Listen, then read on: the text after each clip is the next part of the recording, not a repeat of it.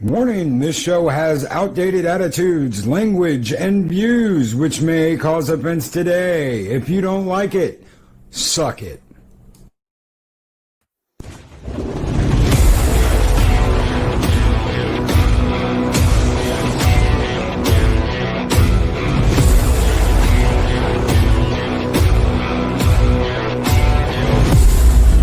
This video is not intended for children. Viewer discretion is advised. If you haven't already, please like, share, and subscribe. Thank you. Thank you.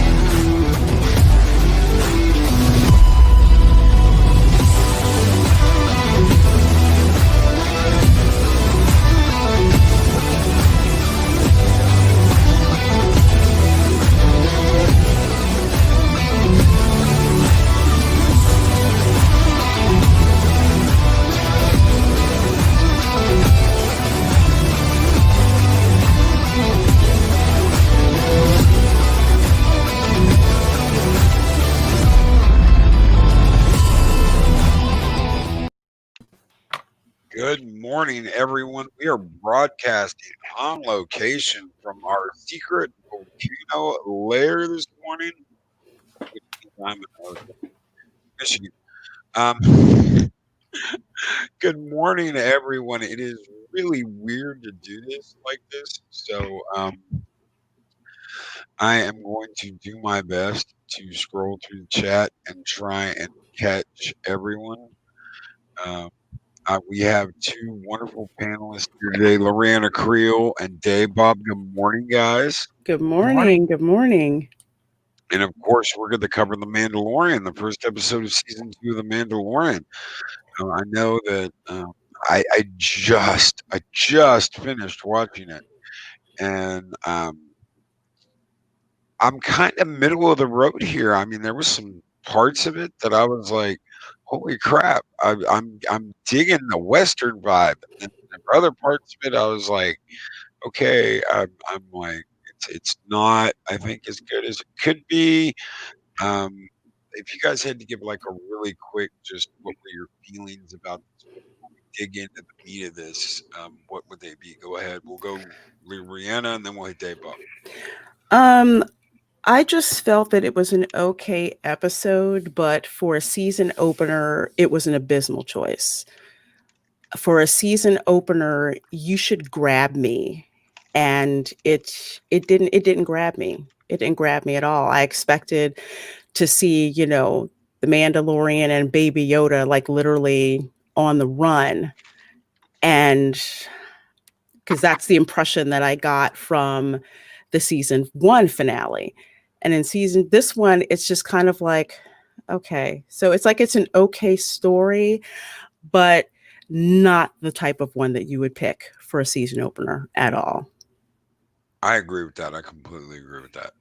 I perfectly agree with that. It was a little slow on the start, and did not really care for the crazy mechanic. Didn't like going back to that, but oh well. It was like a mid-season filler episode. Exactly. Yeah, definitely. He should have had some kind of intrigue going on with somebody on his tail. Not just, the opening scene. I guess you could say he was in a moderate amount of danger, but it really wasn't. It wasn't a whole lot of suspense. As soon as they said Tatooine, my eyes rolled back. I'm just like, we're freaking going back there. Really? Yeah. Really? That's exactly what I told Loki. I said, it's like a black hole. Tatooine keeps sucking him back. Yeah. I know. I agree with that. This was it. It was an okay episode. I like the crate dragon. I the did Great too. Dragon in this. I liked it. I That was the liked that best there part was. of the show. Although I will say the dragon, I didn't like that it seemed more like Dune than Star Wars. I would have, and I kind of thought of this, if that dragon had more of like a side to side, like a sidewinder snake type of action going on instead of the up and down like the sandworm from Dune, I would have bought it as Star Wars, but it just felt like a direct ripoff. Although I love the crate dragon, the idea, we got that from episode 4. So that was nice that they made the reference to that and they kept that intact. But they just with the effect of the crate dragon, I wasn't too pleased with that. They could have done better. They could have. And we've got a $10 super chat from Mad Mardigan that said, I love the Western feel. I completely agree with that. Reminded me of Paint the Town Red. I even said this feels like, while I was watching it at the beginning, I said, this feels like the man with no name walking into town. When he got to the mining camp, I was like, this is the man with no name coming into town. Love Justified. Timothy Oliphant is one of my favorite. I loved him in Justified. I love him loved too. Yeah. In the I think one of the first things I saw him in was what's the Western name when they're in North Dakota? The Oh crap! What is I keep wanting to think Tombstone, but it's not Open Tombstone. Range. No, it was on HBO. I don't think I saw it. Oh, Deadwood. Deadwood, yes. Okay, I haven't Deadwood. seen that one. Welcome Timothy to was in fucking that. Deadwood. Oh Yeah. man, yes. And I dropped an F-bomb right off the bat. I know. I know. It's my birthday. If I want to drop an F-bomb, I can drop it. Oh, happy birthday. Thank you. Thank you guys. Thank you. Normally I wouldn't just drop an F-bomb for nothing. But one of those things. Yeah, I was like 5 minutes before Halloween. They brought me into the world. I got in a rush. I wanted to be born on Day of the Dead. Oh shit! But the crate dragon. There were a lot of callbacks to KOTOR. There were a lot of callbacks to Knights of the Old Republic in this. The crate dragon pearl is one of those things, and you find out that it was used in lightsaber construction. Jedi Masters. It was a very, very rare thing, and Jedi Masters used it in lightsaber construction. You see the skeleton of one of these things in Star Wars, the original movie, Star Wars. Out in the desert? Yep, out in the desert with C-3PO. Okay, because I didn't know what that was. You knew it was something huge, but it was kind of like B-roll. Like, here we're going by, and here's the effect that even big, huge dead things, die in this desert. So that's a cool callback. And going back to the pearl, I didn't know anything about that. Because I didn't play Knights of the Old Republic, but the reaction that the Sand people had to finding that, kind of told me, okay, yeah, this is something big, because they were, even happier than all the free meat that they had right there to find that and their reaction to it. So from someone who's never played KOTOR, at least that told me, okay, that's something valuable. Well, that's why the Sand People made the deal. That is why the Sand People went ahead and made the deal, because they said it's Icor. And I was like, they want the pearl. They want the pearl in the crate dragon. They want the crate dragon pearl. So I knew when they made that deal why they made that deal, and I was hoping I was right. I was hoping they kept with the lore from KOTOR. Okay, because I know for me. Oh, sorry. Go ahead, Dave. I was just going to say they also got a good side benefit of not getting to eat all the time. Yeah. Yeah, I did love that when they put the bant out there, and I was like, "Nah, bitch, I want you." Like, well, I didn't expect to see that. I didn't either. That's when I was like, yeah, another point for the crate dragon. I thought that was pretty cool. You got outwitted there. But another thing about the sand people, because it's interesting you brought that up and you thought, okay, that's probably why they made the deal, because the sand people were notoriously isolationist. They didn't.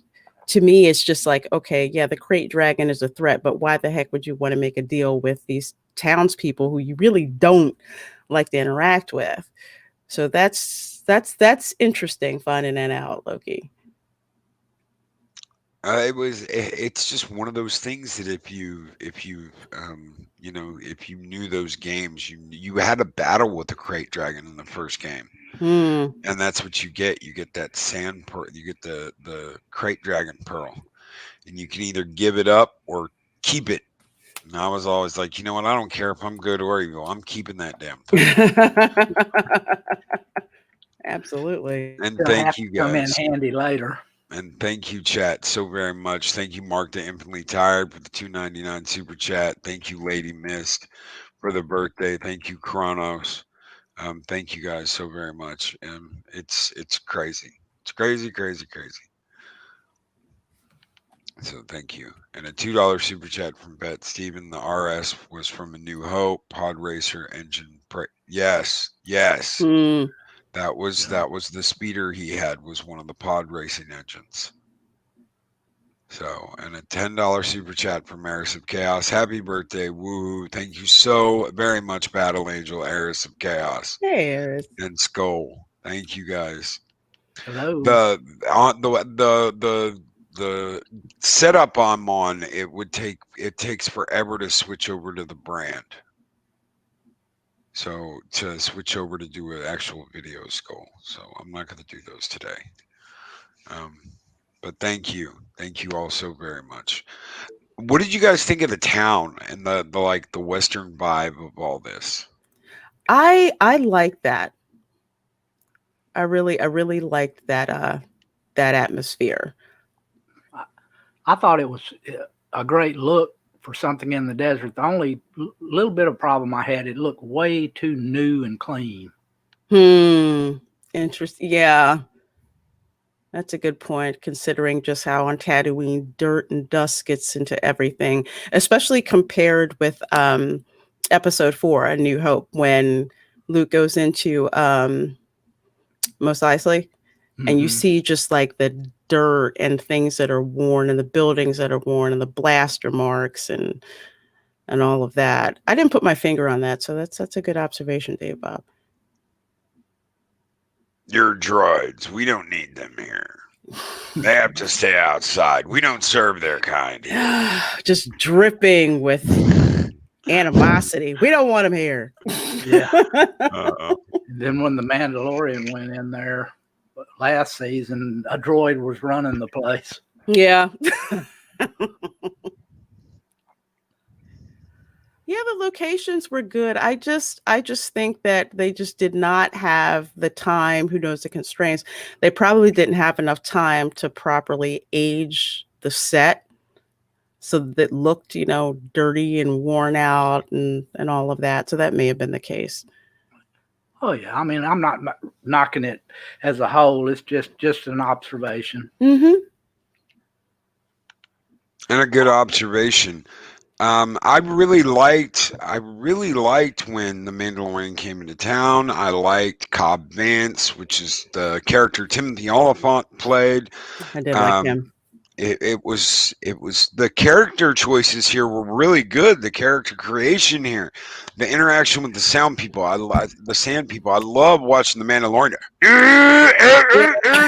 And he's moving his hands and he's like, and you're like, damn, he's like getting into this. Yeah, if I talk like that for very long, I don't think I could talk for a week afterwards. I just thought it was funny how he interacted with I don't know why I called it the sand dingo, but I did, like the little dog creatures that were coming out and snarling. Then all of a sudden he's like communicating with them and like petting it and whatnot. I just thought that was pretty cool. Yeah, old Timothy Oliphant, he was all freaked out, you know. Yeah. What are you doing? Yeah. Want to tell me what's going on here? You know.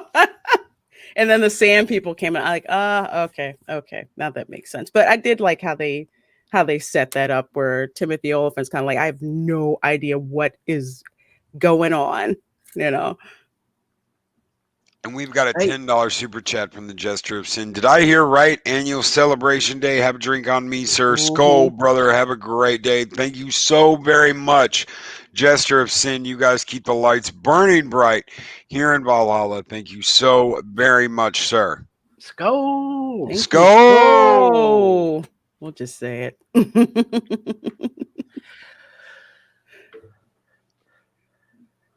So, they end up doing like an unlikely alliance between the town and the Sand People.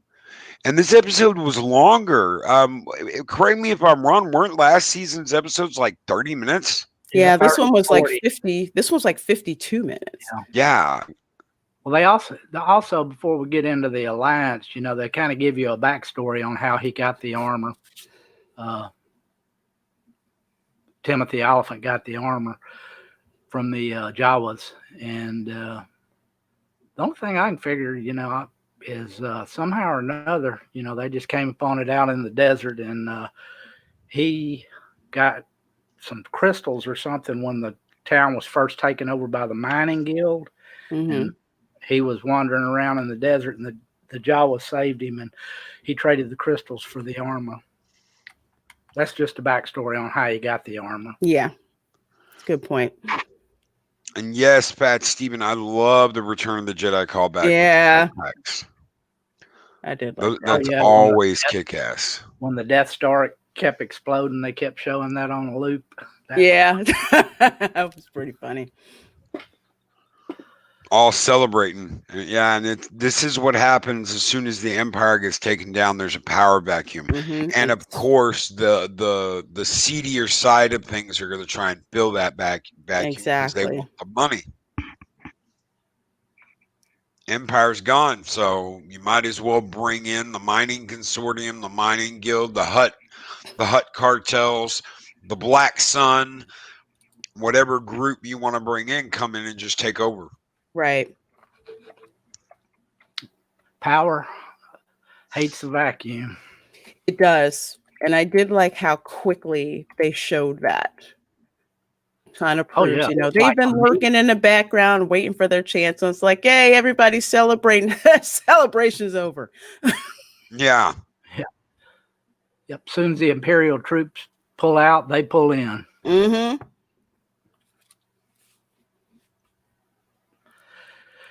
And like you said, then they had this alliance with the townspeople and the Tuscans, the Raiders.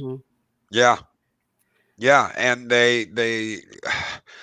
you can sense they're on the edge. I thought it should have led to more, but you can sense they are on the edge of killing each other. Yep. Yeah. And I almost wish it had come to something more than just what it did. Yeah, because to add on to that, because to back up a little bit, when they introduce the crate dragon, you know, you kind of get vibes of Jurassic Park, you know, where you see the effects going on, like the ground shaking or the shaking where no one quite knows what it is. And you go outside and people like running into their houses, and you see like the little windmills, which I don't ever remember seeing on Tatooine. Correct me if I'm wrong. And you just see like all that foreshadowing, and then, you know, the crate dragon, you know, comes out. So the fact that that's been terrorizing the town, it's like, yeah, it's okay, but it seems like the Sand People were pretty much used to dealing with that. So I would have liked to, like you guys were saying, I would have liked to have seen something more that showed exactly why there was such animosity between the townspeople and the Sand People. Yeah, because you know they're raiders. I mean, they're Tuscan raiders. Exactly. But Yeah, something at the beginning of the episode, something like, the Tusken Raiders coming in and stealing ore or something, and then, as after they make their way out, one of them gets eaten by the dragon or something on a Yeah. band or something. Some kind of justification that tells the audience why there's such animosity, not like, oh, I hate you too. That's not enough. We need to see just why There was one that is call. there. There was one scene where Timothy Oliphant's character was talking about how they had raided the town and they had killed half a dozen of the townspeople, and he killed twice as many. So, that's a little bit of the backstory of it. It would have been cool if they would have did a flashback to They that. should have actually showed it like they did. They could have opened it. They could have opened it that way. That's what I'm saying. Yeah. A little, you see the sand people in the dark. They get into town. They take something. They're getting shot at as they're running. It could have lasted a minute and a half. They get shot at while they're running, and then you see them in the desert riding single file. Yeah. And and in the middle of their caravan, one of the banthas with a sand person on it gets sucked down into the ground. Boom, and they're all and then you do the opening, Yeah. Da-dun, da-dun, da-dun. Exactly, because we've never seen, we've heard about how much of a threat the Tusken Raiders are, but we have not actually seen a bona fide raid by the Tusken Raiders. No, but they did have the one scene where they were riding towards that cave with the bantas, and they were all in single file. That was pretty cool. I did like that. That was a good callback to A New Hope, where Obi-Wan is saying, Tusken Raiders sand people always ride single file to hide their numbers. And I'm like, oh, that's ingenious as heck. Yeah. That was cool to see that. So they make it this alliance with the town people. They are working. They're going to work together. They've got a plan. We've got a plan. I love it when a plan comes together.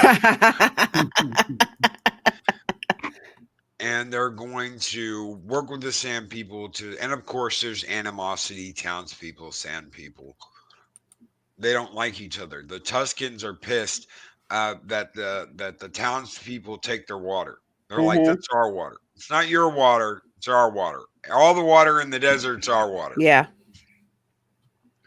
All of this that gets reclaimed by Tatooine. That's another thing with the Jawas. Tatooine takes everything back eventually. Whether it's technology, whether it's life, whether it's whatever, Tatooine takes it back. And you kind of see that when at the aftermath, after all this is over, what the aftermath is like. You can kind of see that. But we're going to get there. I'm not going to jump ahead. So they're going to bait this thing out of the cave. They're going to bait it and they're going to blow it up. And they're going to use explosives to do it. Did you think this was actually going to work? Because I was like, no, guys, this thing's like huge and armored. It's not going to work. No, it was too early in the episode for it to work. That was like the first thing I thought about. And the second thing, this thing has been terrorizing that town for how long? And the sand people haven't been able to kill it yet. So it's like, okay, I don't think this first attempt is gonna do it. I like the way Timothy Oliphant said, or the Tusken Raiders said that the dragon was hiding in an old Sarlacc pit, and Timothy said, "I've been living on Tatooine all my life, and I have never seen an empty Sarlacc pit." Yeah. And then he said, "Well, it's empty if you eat the Sarlacc." Yeah. I did like that one up on it. It's like, he's got a point. It's empty if you eat the Sarlacc. And that may be why the damn thing got so big. Yeah. It was huge. That thing was massively huge. Yes. And quick good God. I mean, it would just like appear somewhere else. Yeah, that's why I kind of wished it could have gone like sideways a little bit, because it was just kind of just up and down motion. Still ominous. Don't get me wrong. Still ominous, but yeah, I liked it. And then puking on people, but I'm getting ahead of myself there. Oh yeah. I thought for a minute that it was gonna be like acid. I did too. I did. I'm glad I'm not the only one. That was my first thought. Was I oh would have God, loved that.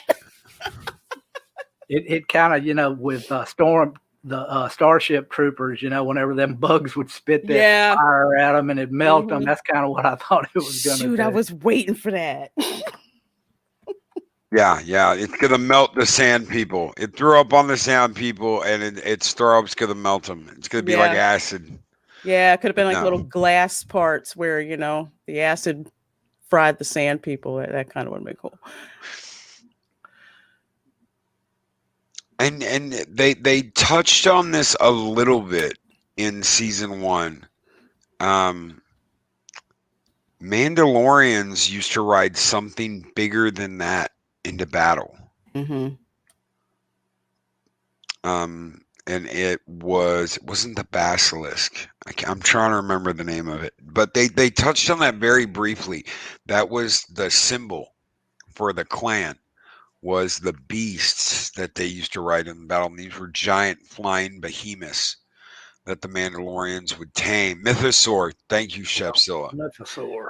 The Mythosaur is the biggest creature in the Star Wars universe, is the Mythosaur. And the Mandalorians used to ride those in battle. And that was the symbol for the clan in season 1, was the Mythosaur. So if you go back, the Mandalorians used to ride something bigger than this crate dragon into battle. That would have been a sight. Yeah, if they ever do that, I would love to see that. If they ended that show like that with him riding a Mythosaur in a battle, I would absolutely lose my shit. Yeah, I'm like you. Whenever they were planning all that explosives, trying to get the crate dragon on top of it, I said to myself, that's not gonna work. Yeah. And sure enough, they did have some cool flying scenes with him and the Marshal. They did. I love that at the end, them flying around blowing shit up together. That was absolutely epic. Mm-hmm. Yeah. I kind of like that little rocket launcher he had on his back. That was pretty cool too. Yeah. No, the Boba Fett rocket.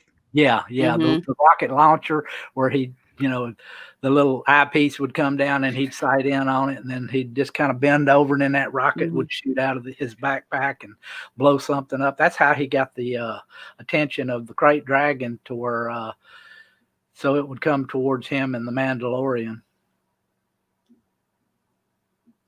on their second try. Mm-hmm.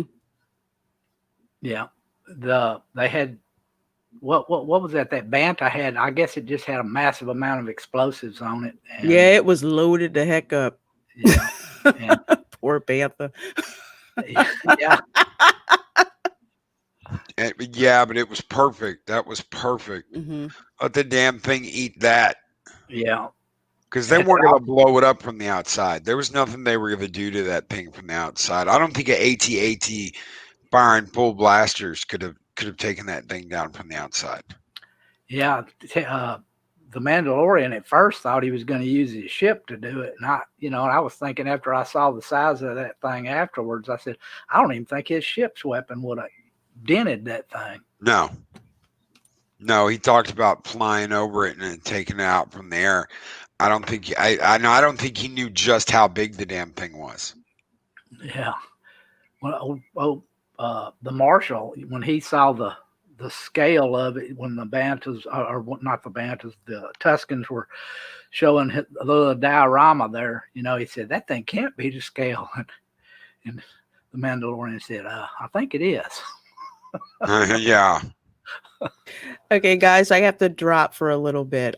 So if things wrap up, I'll pop back in about 10 minutes. All right. All right. Thank you, Loriana, so much. Oh, no problem. No problem. Thanks, everybody. I'll be back in a little bit. Thank you. And Purple Yeah, Valkyrie with a 5-pound super chat. Dear Loki, wishing you a very happy birthday. Hope you have a wonderful day. Sko! go. Thank you so very much, Purple Valkyrie. Thank you. Thank you very, very much. You guys keep Valhalla burning bright. Thank you, Purple Valkyrie. Thank you, everyone who's thrown in a super chat today. Thank you so very much. Yeah, the his secondary plan, which ended up working, was kind of on the fly, and he actually got eaten by the worm himself, along with the banta, which was kind of cool. When he came out of the crepe dragon, it looked like some kind of electrical force field. I'm not real sure what was going on with that. It must have been some kind of, I don't know, protection weapon or something that he had. What do you think? Yeah, I have to agree. It was something we don't know about. Because it's not just the armor. No, it wasn't just the armor. It was some kind of electrical energy field or something going on when he came flying out of there. And of course, all the explosives were inside the crepe dragon. And as he made his escape, he pushed the button, and boy, that was a tremendous explosion. Did you see how everybody? I mean, that looked like a real explosion. I mean, that was one of the better special computer generated effects I've seen. Unless it was an actual explosion. May I don't know. That would have had to been very massive. Now it very well could have been, but it was very, very good effect. It was. I wondered when I saw that whether or not they were using practical and CGI combined. It would Use be it on a miniature scale. Have something on a miniature scale. And made it look really, really good. Just enhanced it. I mean, it could be possible. I don't know if they'd go through the trouble of doing that now or just have them just CG it. be interesting to find out. Kind of keep an eye out on. Maybe even do a little research on it and see if that effect was practical or CGI. Yeah, yeah, that's what I'm going to do. As soon as I get the chance to see the making of that episode, I'm going to dig into the background, and find out exactly what's going on, what they were doing. I love the scene after that when they were kind of picking the bones clean, getting the meat out off that thing. It kind of reminded me of somebody, I guess, almost like a whale. You're sitting there stripping all the meat and the blubber off, and the ribs are sticking up, and that's when they find the pearl. And boy, that meat looked like just big old chunks of bloody red meat. Didn't it? And I love that. I love that avatar, Loriana. Oh, thank She's you. got the teeth out and she's going hunting herself. Yes, I loved it. Thank you. Yeah, I thought overall, the episode, like you said, it was a decent episode, but it wasn't something that I would open up a new season with. No, as far as that goes, it gets like a 2 in my book. Yeah. This was a filler episode. So what we talked about before we getting into like the meat and potatoes of this, the end here, before we get into our analysis of the episode as a whole, what did you guys think about the very end? The last, 30 seconds. The last 30 seconds, it seemed to wrap things up, your usual bye, see you when I see you, XYZ. And then you have that mysterious figure show up.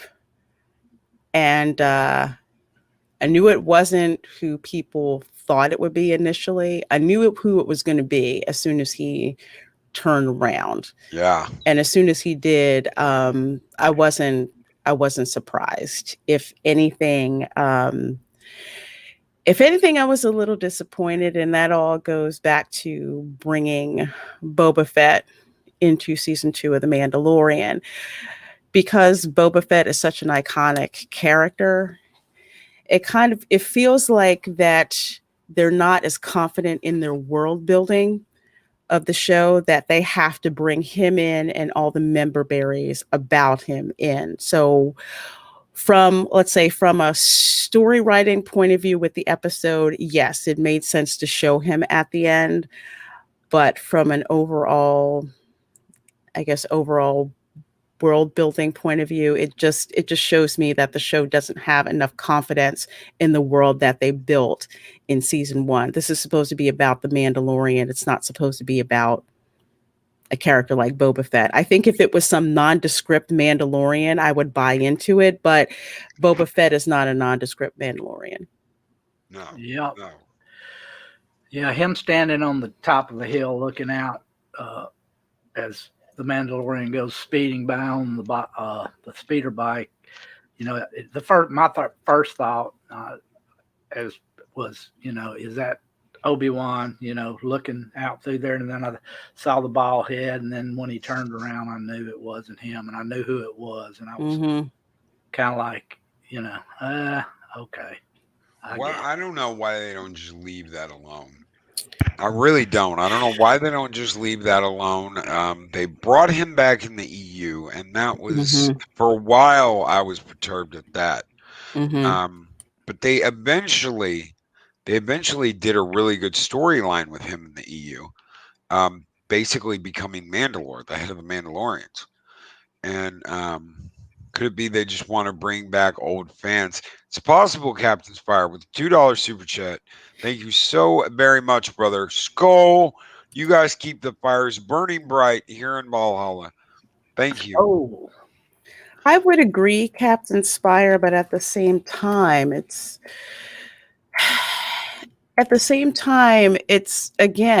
like they don't have enough faith in the world that they built. I would have liked it better if Boba Fett and his origins would have been like a mystery or something that's whispered about, or we may have seen this guy, we don't know for sure, kind of like an urban legend. And it's kind of like, is that legend true?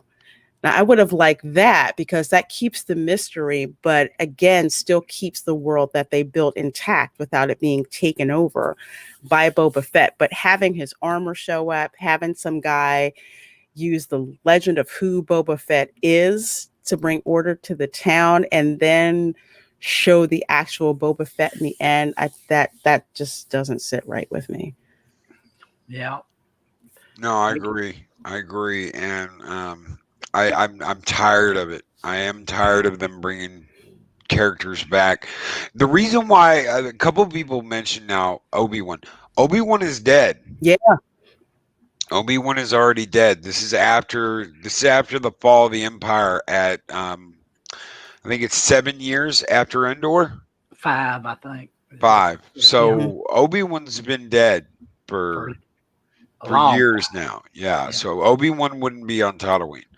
This is after the fall of the Empire at Endor, after the destruction of the second Death Star.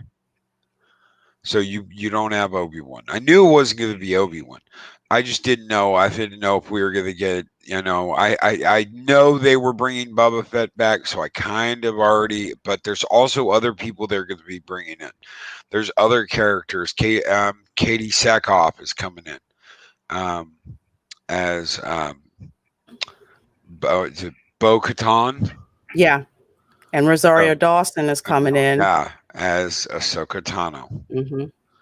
So we have got a lot of people that it could have been that you know, maybe we're getting, and it's possible this wasn't even Boba Fett. This could have been a clone, but I'm 99.9% sure it's going to be Boba Fett. Yeah.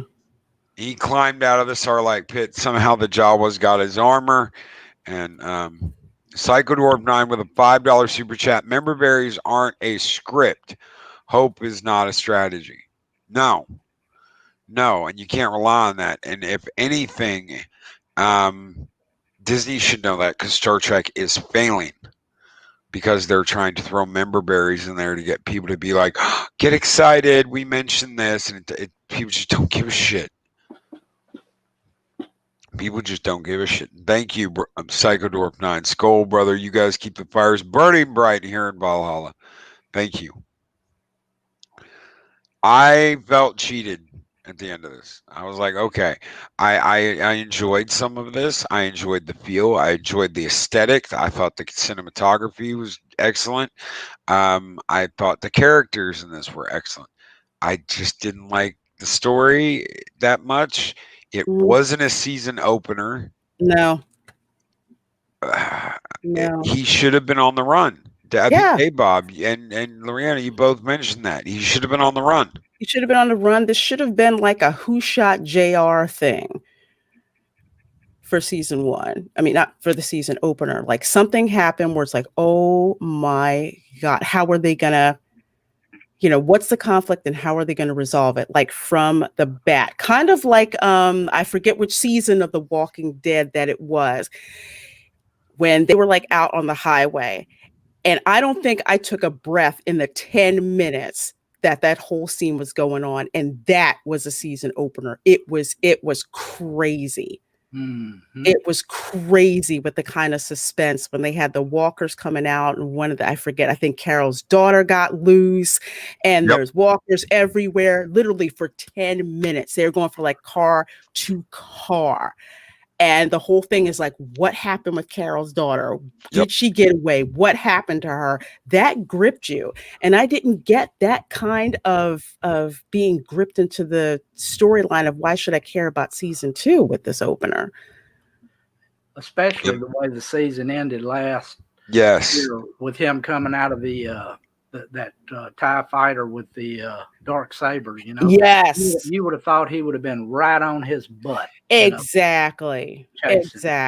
Yes, and that's what that Steven Seagal just mentioned too. You have Imperial remnants and a man with a dark saber after you. Yes. Absolutely. And Captain Inspired Loki, Gary pointed out the danger is they keep using member berries without showing any respect to the lore, saying the past is gone while still using it for eye candy. That's because they have to use that to try and pull you in. They do. They have to use that. Look at what they did with Sequel Trilogy. They showed Han, Chewie, we're home. They show Luke. They show Leia. They show and they use those touching music. That touching Leia and Han love music, and they pull you in with the OT and then shit all over it. Exactly. Oh, they just, I was sick. They wasted those characters. They sure did. It's like the one time that they could have gotten them all together, and it didn't happen. They were just props, and it was so damn disrespectful. And Pod Racing Palpatine with a 5-pound super chat. Happy birthday, Loki. Hope you have a great day. Have some English cheddar. Thank you so very much, Pod Racing Palpatine. You all have rocked the hell out of this morning. Thank you. And Skull, brother. Skull! Oh! I'm going to piss off the people next to me in this hotel room. Oh, but I don't give a shit. It's my birthday. Oh, shit. They could have done this better. They could have done this better. This is not the episode anyone was expecting. This was a filler episode. This was not, we are on the run from the Imperial Remnant, like that Steven Seagal said. We are not being chased. A guy with a dark saber isn't on our ass trying to catch Baby Yoda. This was like mid-season B-roll. Oh, this will be a cool. They're going back to Tatooine. Okay. No, I don't want to see the crazy-haired mechanic lady that I hated in the first season. Richard Simmons? Yeah, Richard Simmons, 5 minutes into the season. She definitely kind of was off-putting. Yeah, it's just, it didn't fit. It didn't fit. It should have been more of the attitude like, you're trying to stick me with this kid again, but no, it's like, oh, I miss him. And if it has babies, I want one. No. I will say one thing. I did kind of like the fact that he has gotten over his severe hatred of droids. He, let the droids actually work on his ship. Yeah. Since IG-88, yeah, since what happened with IG-88. IG-88 saved him, and it's like, yeah, I don't care. Yeah, he went Let out the like the droids. Terminator. Yes. That's what I don't get. And Pat Stephen brings that up too. The music they used while in Tatooine was horribly misplaced. How do they get things like that wrong when they get so much right? Like him going into town, the music of him heading into town was perfect. Like I said, man with no name vibes. I don't know, because it should be much better, because I can't remember if I told you guys or not. The guy who does the music for The Mandalorian did the music for Black Panther, and he did the music for Tenet. So he knows how to do really good music. I don't know why it didn't translate into this episode. That's a serious ball dropping right there. It's just like they can get.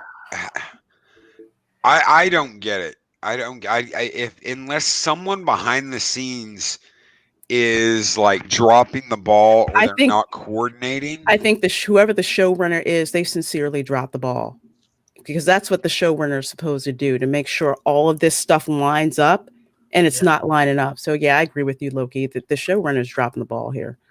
And that should be Jon Favreau, right?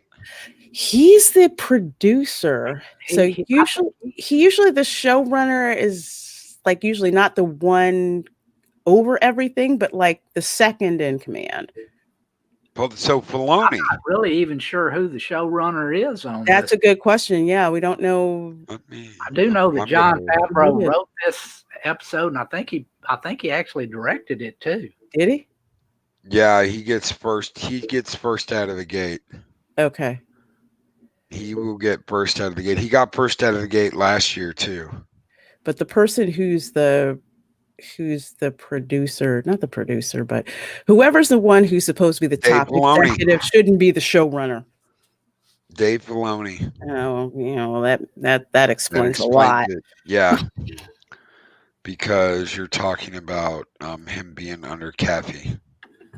Yeah. I will say one thing about Dave Filoni. He knows the lore inside and out. He knows everything about Star Wars. Now, he might not always, tie it together perfectly, but he does know his Star Wars.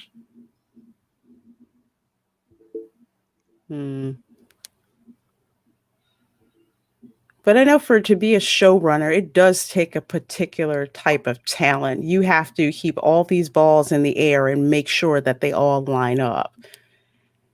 And from what I understand, I don't think he has that talent. Apparently, Lucas was on the set telling Dave that he's like, you have to slow down. He's like, you are getting this wrong. You are getting that wrong. You have to slow down and realize that this is Star Wars. And Filoni said that he'd been very complimentary to him the entire time. That he'd been very, very complimentary. And he enjoyed the show, and he said once now he gets to watch it as a fan and watch it as a viewer.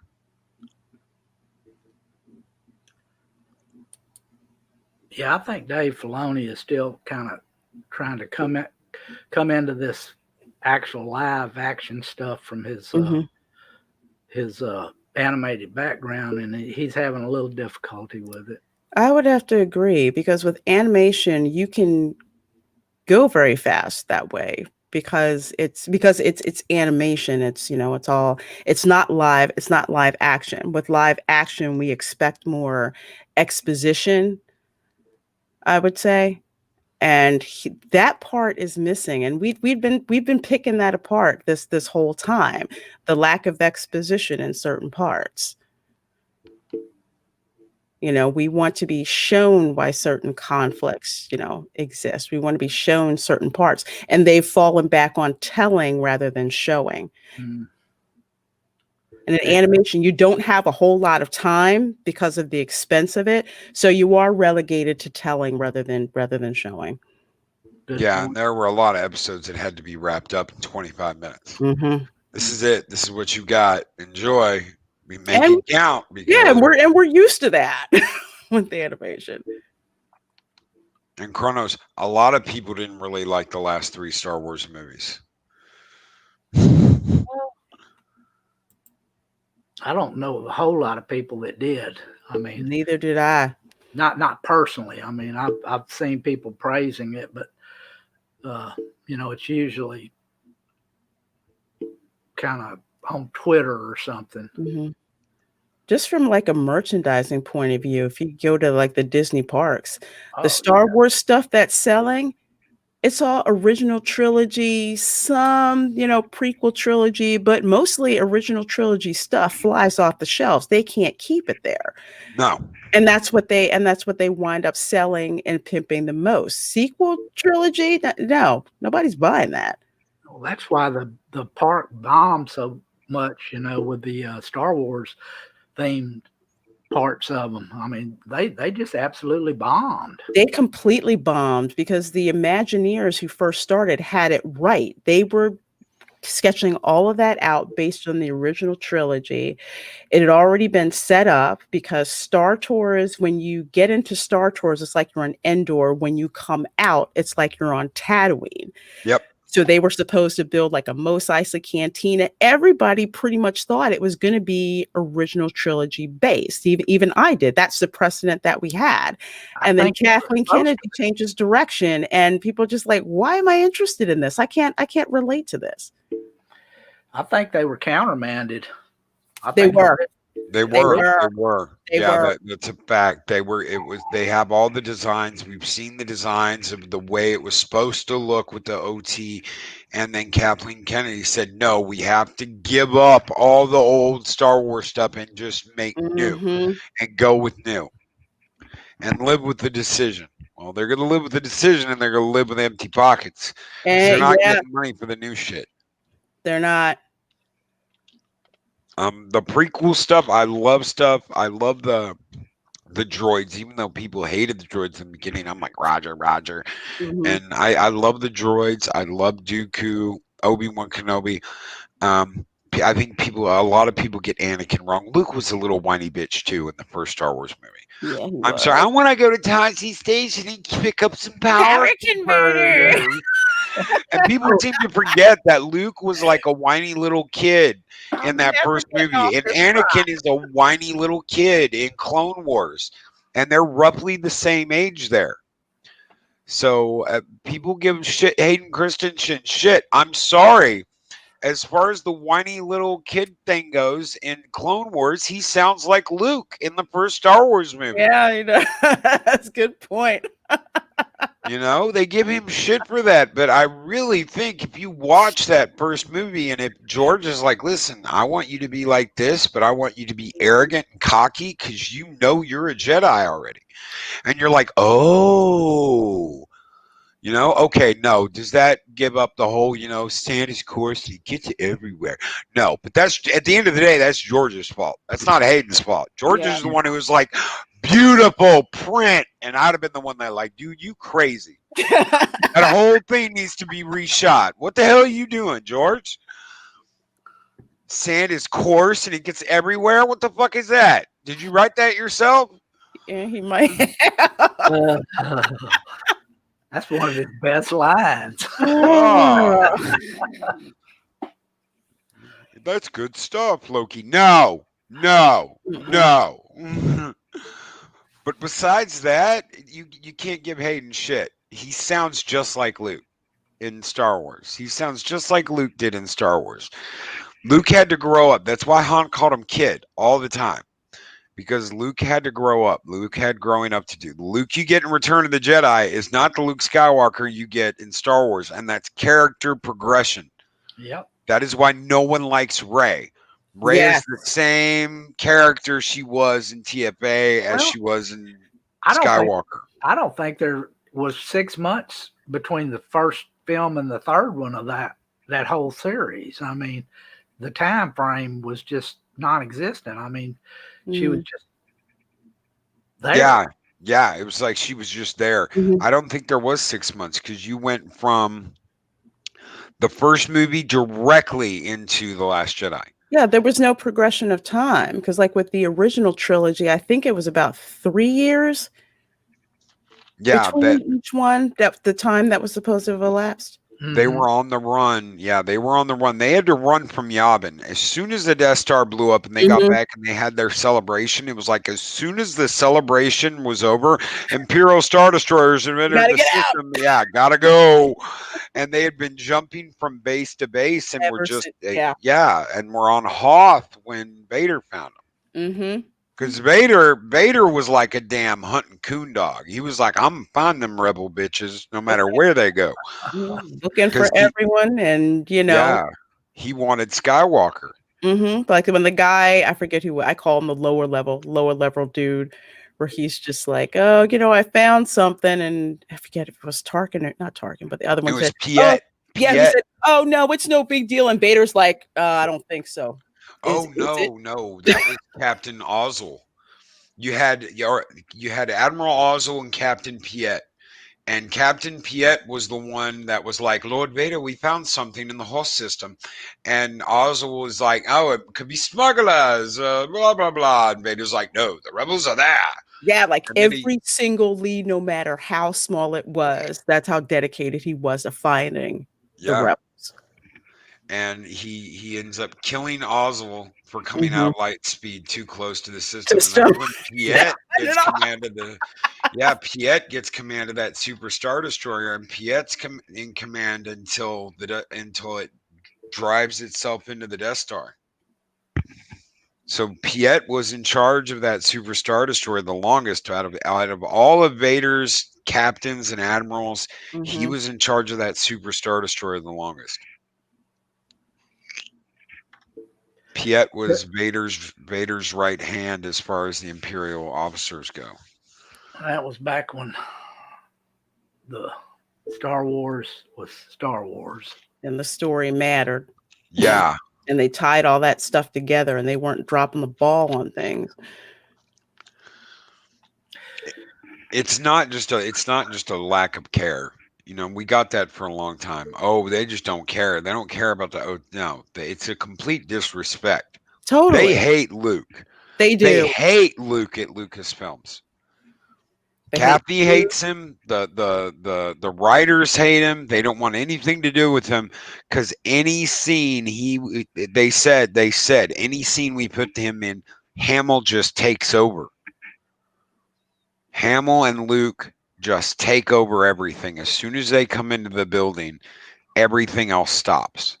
How do you deal with that? Well, he's fucking Grandmaster Skywalker. And that's what he's supposed to be. Yes. And you're supposed to respect that and write the story around that.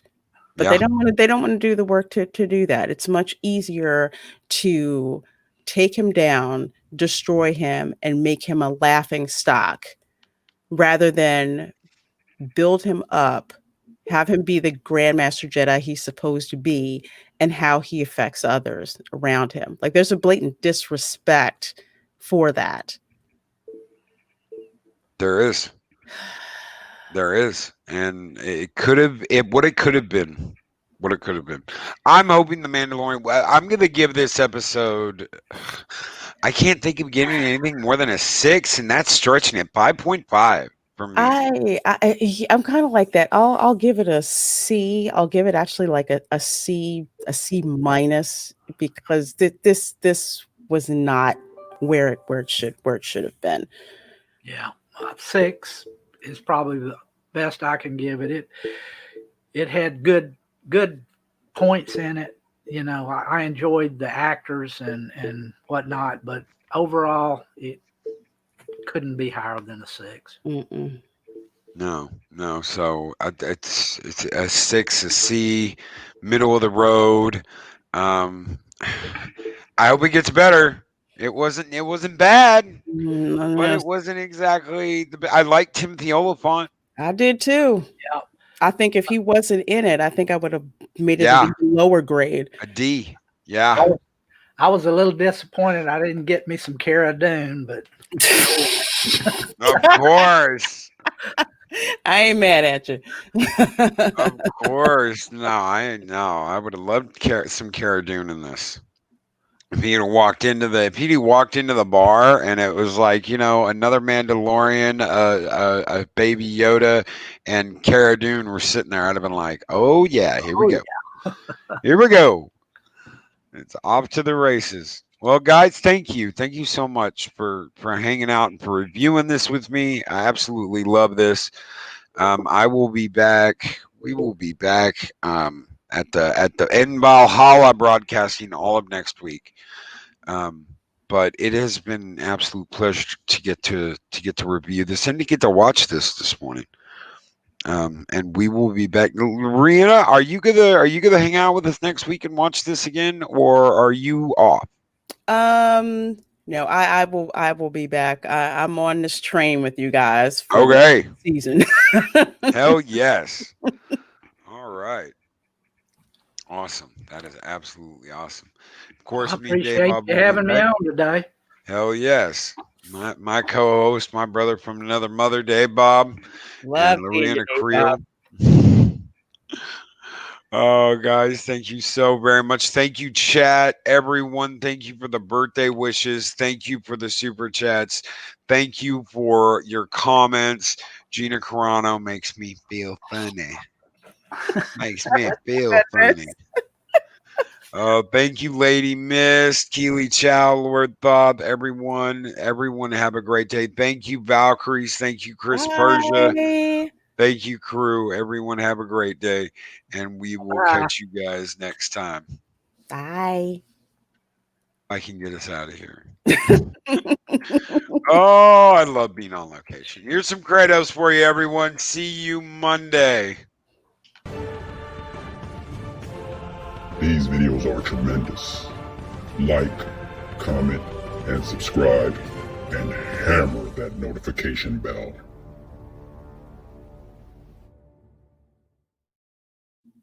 And we are not out yet. We have a $10 Canadian super chat from Chris Persia. On this day of celebration for good tricks past and mischief yet to come, let us all wish Loki a happy birthday. Thank you so very much, Chris Persia. Thank you, brother. It is an honor to have you as a friend. It is an honor to have you here in Valhalla, and it is an honor to have you ever as a wrench, sir. Thank you.